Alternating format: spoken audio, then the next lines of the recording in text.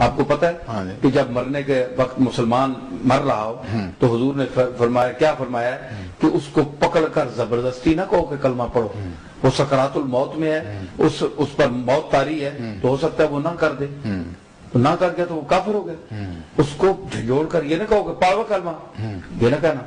अच्छा, हाँ, ये ना कहना। अच्छा, सिर्फ तुम पढ़ना शुरू कर दो, वो आवाज कान में पड़ेगी तो वो खुद पढ़ेगा। जब रसूलुल्लाह सल्लल्लाहु अलैहि वसल्लम ने तालीम का ये अंदाज है कि यानी मरने वाले को भी, जो मुसलमान है जल्दी पुश्ती, उसको भी जबरदस्ती ना पढ़ाओ कि वो ऐसे आलम में है कि शायद वो इनकार ना कर दे।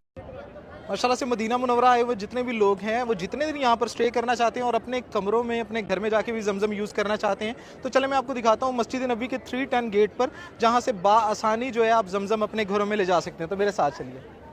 इस टाइम जो है मैं 310 नंबर गेट पे पहुंच चुका हूं। मेरे पीछे जो आप गेट देख रहे हैं ये 310 नंबर गेट है।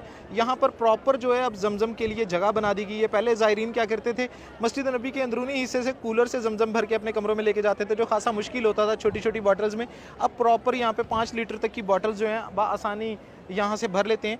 ये 24 घंटे ये खुली रहती है जगह। इस यहाँ पर जमजम के लिए, सबील के लिए उन्होंने जगह बना दी है, प्रॉपर टूटियाँ लगा दी हैं, वहाँ से लोग भर रहे हैं और अपने कमरों में ले जा रहे हैं। तो माशाल्लाह जब भी आप आएँ, आपके रिलेटिव्स आएँ, अपने कमरों में जितने दिन यहाँ पे रहते हैं और सैर होकर जमजम पीना चाहते हैं, तो यहाँ से बआसानी आप जमजम ले जा सकते हैं।